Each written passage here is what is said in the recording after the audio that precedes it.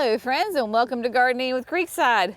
Welcome to a dreary, rainy, cloudy day here at Creekside Nursery in Dallas, North Carolina.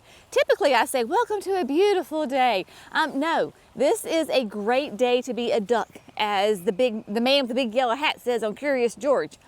I know I'm digressing. What am I doing? Why am I being crazy and being out here on a very chilly, dreary, cold day out in the garden? Well, my friends, do you see? We have got some hydrangeas that we are going to add to the garden.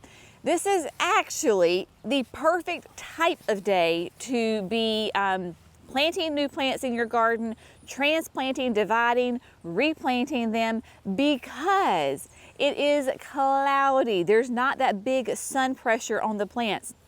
We're getting rain. We've had rain for a couple of days. It is a break in it right now, even though it is still, there's lots of water falling from the trees. It's going to rain later on it today. It is the perfect time to go ahead and add plants to the garden.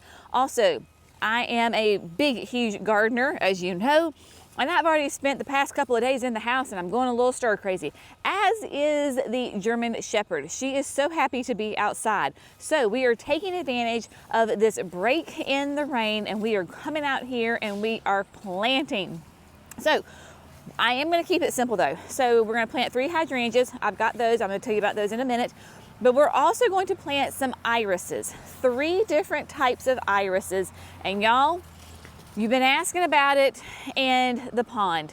The pond, yet again, has been pushed way down on the to-do list. But Jenny has had enough of, we've talked about doing the pond, and I have held off planting around the pond. No more, my friends. I am going for it. Because if we're not going to redo it anytime soon, I'm going to go ahead and add some plants in here and make this area more attractive and beautiful and give some pizzazz to this spot. If we do the pond, then we can move the plants, right? We can always do that. We have the equipment. I'm going for it. So the 3 irises that we are going to plant today, they all come from our friends at Walter's Gardens. These are their introductions, and I do not have any of these in the garden so far, and I am very excited to add them. So we have 2 Japanese irises and 1 bearded iris. We have Pinkerton. So Pinkerton is one of the Japanese irises. It's going to be, I have 3 of them right here. And y'all, these have been, they've been outside. They were for sale at the retail garden center. They didn't sell, and plus I really wanted to have them, so I grabbed them. They were the last 3, so I grabbed them. They're gonna be gorgeous, right?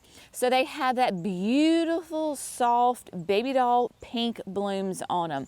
Lovely. And Japanese irises and the bearded irises, they need consistent water.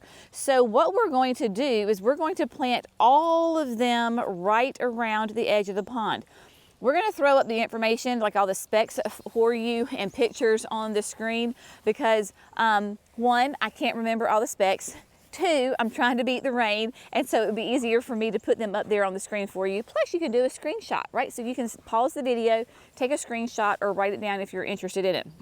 So we have Pinkerton. And then we have got 2 blue ones. Now, blue, I would say they're blue. I would consider them blue. There's a total of 369. There are 9 of these, and y'all, if you can tell, there's no tag. Walter's Gardens is fantastic with sending us trial plants, and so these new introductions, they send them to us like late winter, early spring. We pot them up, we grow them. Well, my team is so fantastic, and they were such Johnny on the spot that they potted them up before I could give them the tags, and they didn't label them. So I don't know. There's 2 different varieties. Again, all the information is up there on the screen for you. So I don't know who is who. There's a Japanese iris and there's a bearded iris.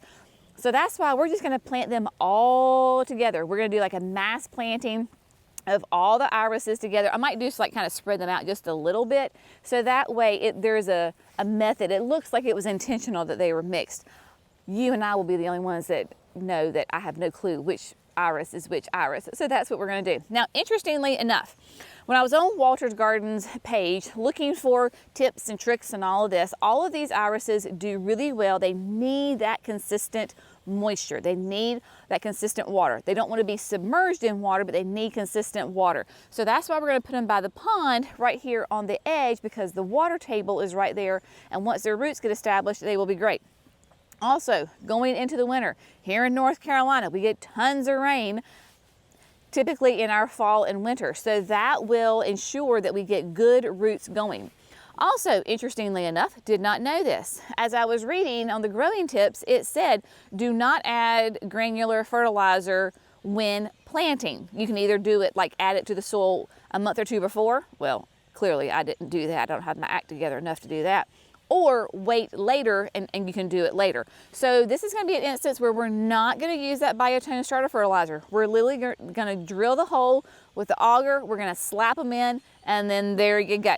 So also, I am not what I would consider an iris expert. So these are pretty foolproof even for me. I have eyeliner, which is one of their introductions at the garden cottage, the garden shed behind the house. Oh my gosh, it is gorgeous and loves life. That has drip irrigation, and it has gotten massive and huge and is stunning. So these, y'all, you can literally plop them in the ground. They do like compost. This area is pretty rich right here, so they will be good, and then we can always come back later on and then add some compost to them. So that is what we have right there. Now, the hydrangeas that we're going to plant, we are going to add them to the woodland garden here at the hill, which is at the back of the signature garden. So you remember Jerry and I came through, and I think Jackson was with us in late spring, maybe early summer, and we planted the trees. So we have got like a Japanese maple, we have got Coosa dogwoods in here, all sorts of like just the trees, right? And then this winter, we're gonna be adding bits and pieces in this woodland garden. So the first part of this bits and pieces area is going to be 3 of the Fairy Trail Bride hydrangeas. Fairy Trail White Hydrangea is one of the newer introductions into the Fairy Trail line of plants. And so this is going to be different than Fairy Trail Bride in the fact that it gives you tighter, more like a macrophylla type bloom on it. Of course, pure white, no problem. It is going to be about 4 feet tall, 4 to 5 feet wide, which will be perfect between these Coosa dogwoods. So it'll fill in quite nicely and give us some presence there. And I will still have plenty of room to come in front of it and plant some annuals. Now, this is going to be hardy in zones 5 to 9, and it needs at least that 5 to 6 hours of sun, which it will get. But because this area is not on irrigation, it's going to be great because this is west. The direction right here is west. And as you can see, we have all these trees. So in the summertime, this will go into the shade and will not get a lot of hot afternoon sun. Now, I do have Fairy Trail brides that are out in full sun, but they are on irrigation. And so by not being on irrigation, we're going to try to give it a break from that hot afternoon sun. Your Fairy Trails, they are that cascading hydrangea, so they have kind of that weeping habit to them. I have found you kind of have to sometimes help the stems weep a little bit by kind of securing them down with like landscape staples. But today we're just going to get them in the ground. We are going to use our biotone starter fertilizer because they definitely do love that biotone starter fertilizer. And they also bloom on old and new growth. So what that means is that you don't want to prune them. Basically put this in an area that you don't have to prune. Give it that where it can get that 5 feet wide and that 4 feet tall. Give it plenty of room to grow and be happy. Also, for my southerner people, or even the cooler people really, I have found that if you can give it a break in the wintertime, protection from cold winter winds, then that is the best. They love and perform the best for me in areas like this, where they have their under trees, they're protected from, especially, it's not so much during the winter, but it's more like during those cold, like that in-between situation between winter and spring, where they're starting to wake up and then you get like that cold wind that comes through, or a frost or a freeze. This is great because the trees actually provide protection. I know it sounds crazy that tall trees give these plants protection, but they do. So again, I am racing the rain, and Miss B and I are flying solo today on this project, and so we are going to move with purpose. I think what I'm going to do is do the hydrangeas because that is, quote, the easiest in my brain because I am spacing them evenly between the trees, and it's what I know, right? I don't have to think about it. The irises, I'm going to have to think about like where exactly I'm going to put them. So I'm going to do the easiest job first. We're going to do these hydrangeas, get them in the ground so they can start growing and being happy and being gorgeous come next spring.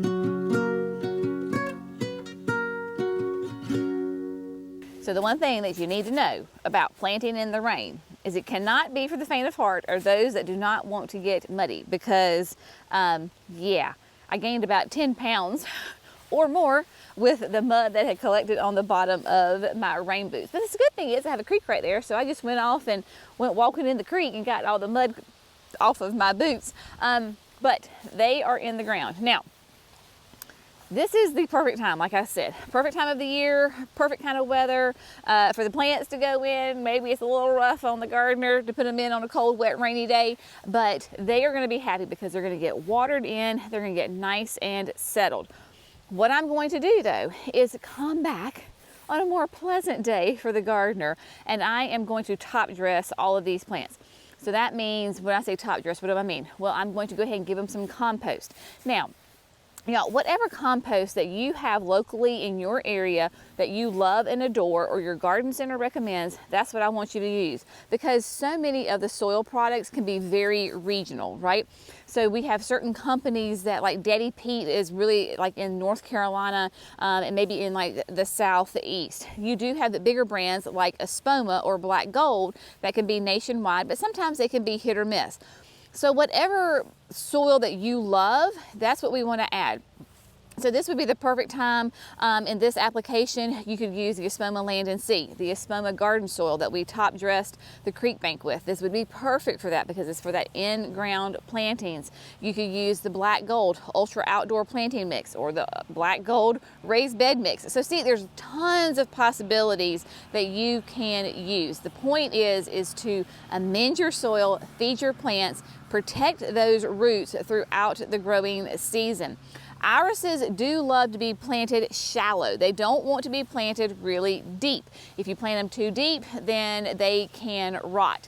And so basically what we did, y'all, is I know, yes, I did not remove weeds. I did not remove grass. I just drilled my hole using that Jenny's Edition. I used the 9-inch auger on that. And y'all, let me tell you, I had to have that heavy duty drill in these applications because with the pond right here, we have all these rocks.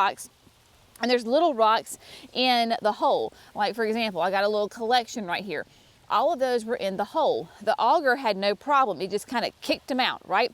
So the irises, you plant them high. You don't plant them super deep. You don't use that fertilizer when you plant them. And they are all mixed in here. I know I have the 3 Pinkertons. I have a Pinkerton 1, 2, and then 3 over there. And then the blues are mixed in. So I will probably, as the fall season progresses, I will be adding more perennials around the edge of the pond. even though, because people are asking me all the time, well, Jenny, it's in the 40s, we're gonna go in the 30s, can I still plant? And for me, yes, absolutely, because I'm in North Carolina, zone 8A, my ground never freezes, right? If it does freeze, it'll be like late January and it's like an inch freezes, and then, you know, the next week it's 80 degrees, so that's not a problem. So I can plant year round. If you're in a zone 5, 4, 3, then yes, there are times that you're gonna have to like take a pause, probably too, because your land's covered up in snow, right? So I always tell people like if I'm a growing zone 8, right? I know that I can safely plant a shrub, a tree, a perennial that's hardy to a zone 6. If you can give yourself 2 zones, then you have no problem go ahead and putting it in the ground. So it's going to be, depends on where you are, but if you're in the southeast like I am, oh my gosh, absolutely. I just planted these 3 beautiful Fairy Trail white hydrangeas. We're going to have lows tonight. I think it might be tonight, tomorrow. We're going to be in like 36. And so while that's not freezing, it definitely is not, you know, like a growing time, growing conditions, growing temperatures for these. It does not matter because the soil is still nice and warm. My soil never freezes. I'm going to have beautiful, great root growth during the winter. And yes, when it freezes, I'm going to lose all my foliage. It is not a problem. Hydrangeas are tough. So super excited about this. Again, you can see the rocks that the drill kicked out. And y'all, this Fairy Trail white actually has buds on it. So which is kind of sad because they're not going to get to flower. Oh my goodness. Okay, here comes the rain.